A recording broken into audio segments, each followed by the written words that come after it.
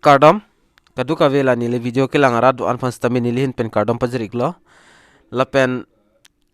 non ke lang bom la Karbi 2.0 channel long si nali tum subscribe ke lang polte subscribe pe pramo la subscribe pe tok dui dake anam tanang ne jat tanang ne subscribe dia no la pen la dung head la belar jan dui la dak tanali tum ber ponik dia no la polte monon fit nili ka pre video le upload tanali tum a mobile long nang le da prangya fan lo la pen pinia video bangke nang li tum la thumbnail ta thek ponong pom mate title long ta thek ponong pola son thak si nili la sofu thak si nili pini than pachini ikpo la sinon mulam ke ajada kam stami online side pinak pot la sinon la account ka khulita online pen lo joy ulo heming nilun la emi thanga mobile penali tum online ta apply me lo bank account ta la arnisin ini sinakinangi la pen lo tenali tum la so account bangai running me pu mate pasuli me pu la si koson si ingpunangi ma koson son ma process la so video long nang litum thek pon long po la si video than thepin pen script kepin pen nang litum langoi la pulte nang litum chini ik po la pen non kai kia son la intro ba nang litum asap so lang pon si ki me po la intro lang dat pen la video le cheng pon phet lo nang tang te nang litum la intro lang igo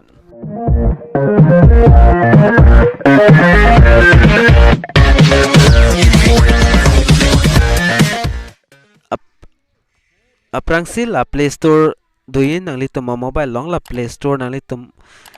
ingpui go la Play Store ingpudat penang litum kitok dam nei YONO banking la son tok damo YONO bank putok damo tok dat penang litum install noi dak install version rila install igo la pen la so YONO la so apps bang download po download dat pen apil la open pula sonang chiklang po ni lida ka download tang sidolo la pen dak open igo open dat pen afit nalitum ladak inghong chat ni alam so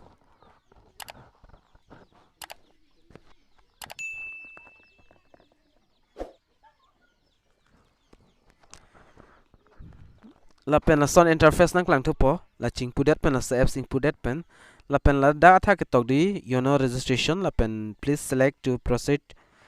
la son di la pen athak bangke nalitum exciting SBI customer la pen aber bangke new to SBI la sinalitum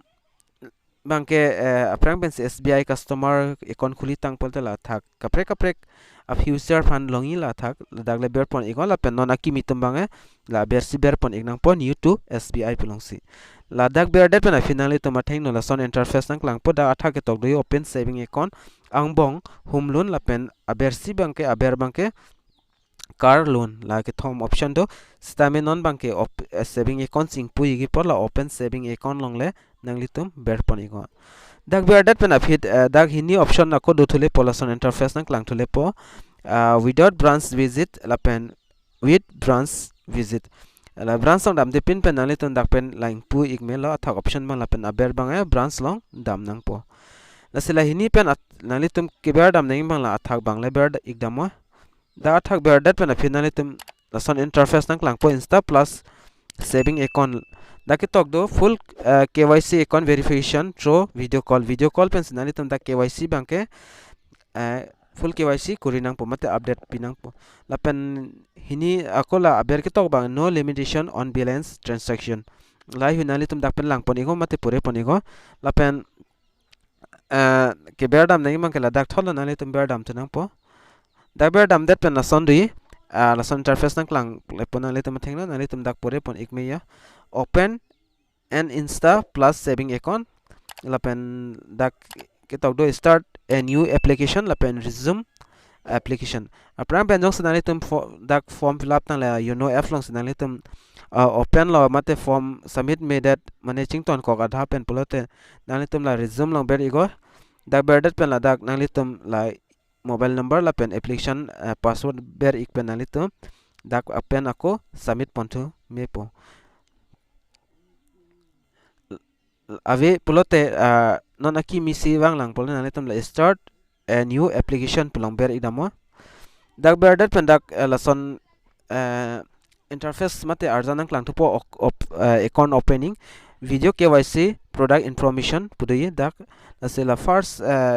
bang ke nali tum dak ke tok bang thek long po full KYC account using video call lapen paperless account opening lapen no branch visit required lapen personalized rupee debit card lai hui dak ke tok do pol sinali tum pore pon ego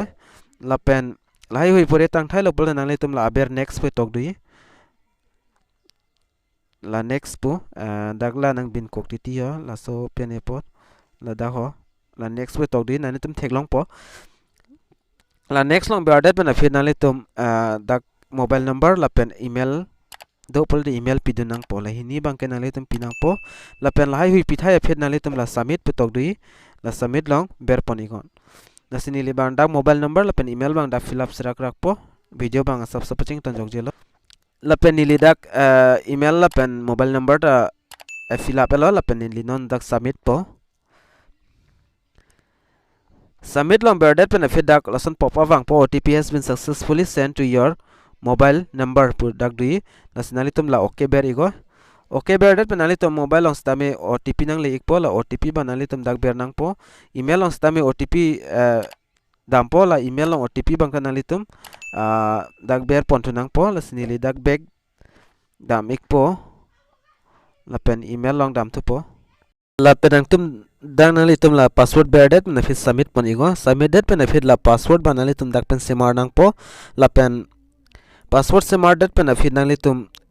dak pen ako next dam tu nang po athema pi fansi la password bang semar nang ma pulote monon fit mane la so form fill up na ne jong se kam da kok mane fill up tongun edit pulote mo hola resume application long dam tu sinali tum email mate la password hai hui bang ber dam pen akko cheng pon tu me po la sinali tum password bang dak 8 characters nang la pen upper and lower case digit nang la thak password bang ber pen phet akko la ber ta ber dun tu fin na la pen dak security question dui la ber la dak security question adim nang li tum la question bang dak pen chongwai igoi chongwai det pen finally tum dak answer bang tok dun phino la answer tok det pen nang li tum la next ber pon phino next long ber det pen fit la pen process bang nili nang than tu podak dak olam so la beardet pen application pop up ang please complete the application within 15 days mane 15 days ang bong pen ni kre pho ang bong pen ali tum la so form bang ali tum la fill up nang pola an se adet bang ado chodi na selection pop up ai dak pen ali tum la okay si ber ponang ponon bang ali tum la okay beardet pen ali tum athing no la son si interface wang tu po I am not able level pen nang tum dak tik pen next ber pon thoi go la pen non nali tum la personal details bang dak nali tum theklong po si hini aadhar la pen pan hai hui la pen nali tum la agree bang aber scroll down no la agree podim pen no la pen next long ber pon pino next long ber det pen finally tum la enter aadhar number dui la enter aadhar number nali tum aadhar number bang dak pen ber pon ignang po aadhar number ber det pen fit la get OTP putok dui la get OTP pulong bernon la pen la aadhar card long killing tanga mobile number long OTP nang lepo la pen la son pop up dak wangi OTP has been successful sent pi la pen hodak OTP bang nali tum aadhar card long killing a mobile number long OTP bang polo so OTP bang nali tum la dak ber ponang po OTP ber det pen finally tum submit pon thuna la pen dak details sai hui nang klang po personal details mane la aadhar card long ki dua details andar nang klang thai po la pen details nang klang thai pen afila next long ber pono la pen address bang la aadhar card long address do po la pen la state bang nali tum dak pen select pono la pen subdivision hai hui ta select pon igo nali tum la pen village town bang ke data select pon igo la pen next ber pon thu ig den la hai hui select thai pen fit la next ber pon igo kali nali tum jong si kaprek address dak pen elang polotes la click here in address if you are reading about it is not your currency address la hi nali tum dak pen fill up on to me po la address hi ka fill up nali tum dak chok loma chok chema la lang pamit non la pen channel lang jong nali tum akimi lang polte subscribe ikhala so channel la pen video nang le tum la skip ke pen lang pon boma da la pol nali tum dak process bang chini ikpo la pen nang li tum next bear pon thui go next bear det pen phin non dak personal details nang li tum la pan number bang bear nang po dak pan card number ba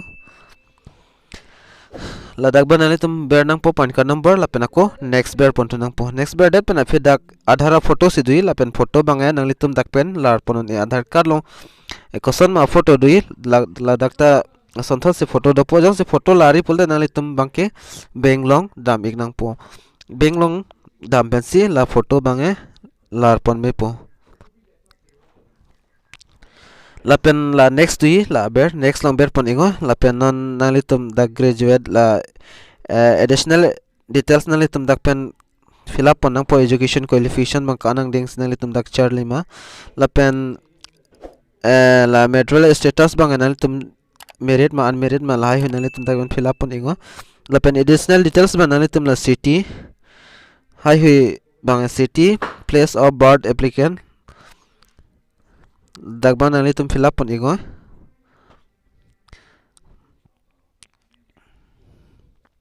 la pen la title father name na samen bang nang li tum dak pen fill up pon nang po la pen next bang la mother name bang nang li tum dak pen select pon ingo la first name middle name la pen last name la hui fill up thai pen phi nang li tum la pen la suppose name bang nang li tum jog men le bidun tamelo dak pen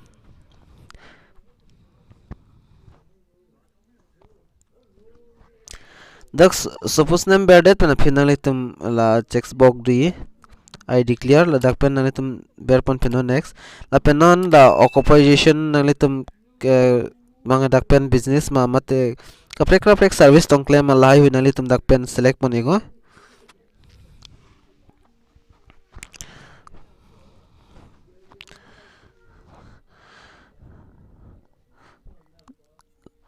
la pen nang li tum jong si kaprek kam si claim pole dak pen ber pon tu ingo la pen dak additional details by annual income nang li tum dak kan si ningkaning silong income kam la so income bang tok pon nang po la pen dak next ber pon ik nang po la pen religion ba nang li tum dak pen select nang po Hindu Christian la pen Muslim Sikh other la select det pen fit category ST ma OBC ma lai hu nang li tum dak pen select pon nang po select that pen phin nang li tum dak nominee details ba nang li tum dak fill up pon nang po ko PC ka che ma isu po men mate isu pia men lai hui Frangsin dak nominee name la pen relationship la pen dak nominee date of birth bang nang li tum dak pen fill up pon nang po la pen nominee a guardian name if minor the product toglo la pen guardian age lai hui bang dak pen nang li tum fill up pon nang po la pen fill up thai pen fill next long ber igo next long ber det pen fill dak details nominee details ban chiklang ikpo lai hui la pen dak next long ber pon igo next long ber det pen fill nang li tum dak locality name type of filter mane nang li tum te bohet a branch la so branch bang nang li tum dak pen select pon ik nang po mate repon ik nang po la pen next ber pon igo dak read pen la pen la terms and condition di la hui nang li tum dak pen pore pon igo terms and condition la pen dak check mod pino la pen next ako ber pon thuigo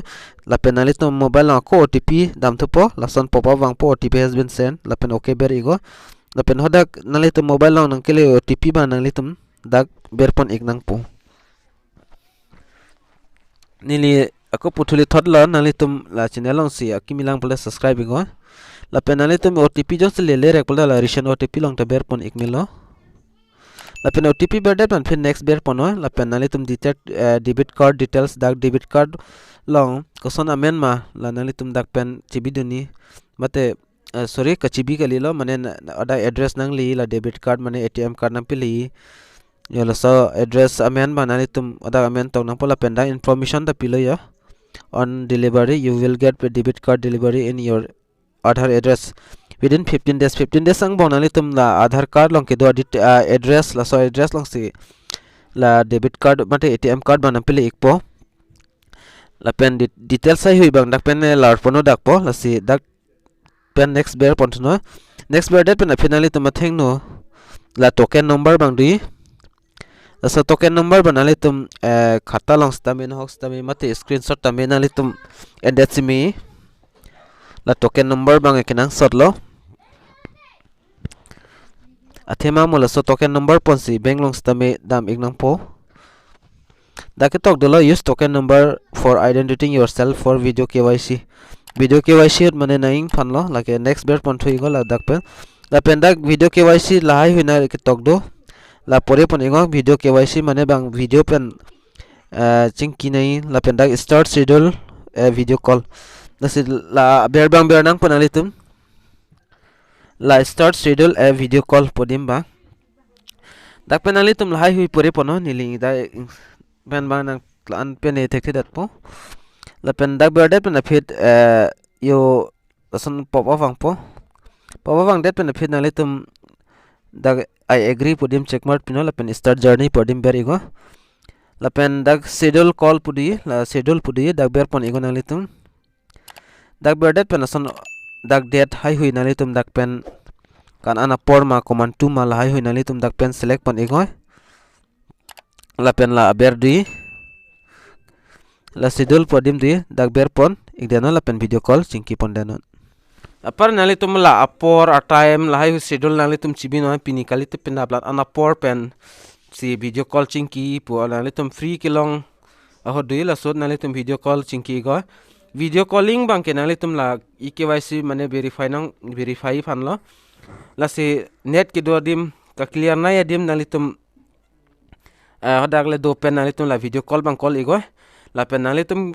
ari deng ki do neng bang ke aadhar card la pen pan card la hai hui bang do nang po la pan card hai hui nali tum paklang do nang po la pen bang ko son manang kar ju question na son nali thak do no answer bang nali tum la polte nali full KYC complete po la pen SMS hai hui stame nang pele ik po la pen passbook la pen checkbook ba nali tum bank long dam si la token number mate account number che pon si odak pen si long pon po la pen la debit card mate ATM card bang ke nali tum la aadhar card long address la post office la so post office long nali tum hanang pele po la 15 days mate nikre po apit pen la sinali tum odak post office long dam pen nali tum endamigo la pen net banking la hai hui bang nali tum use me po da account active date pen kasi pinia video long mala anchol la pen thek the engsi hini problem do pole nili fan la comment on stamina arju go la pen la so video description on stamina li hoda contact info bang bithailo hodagle na litum na humri iktamelo la si video lang me sen pole share ikta la so video la pen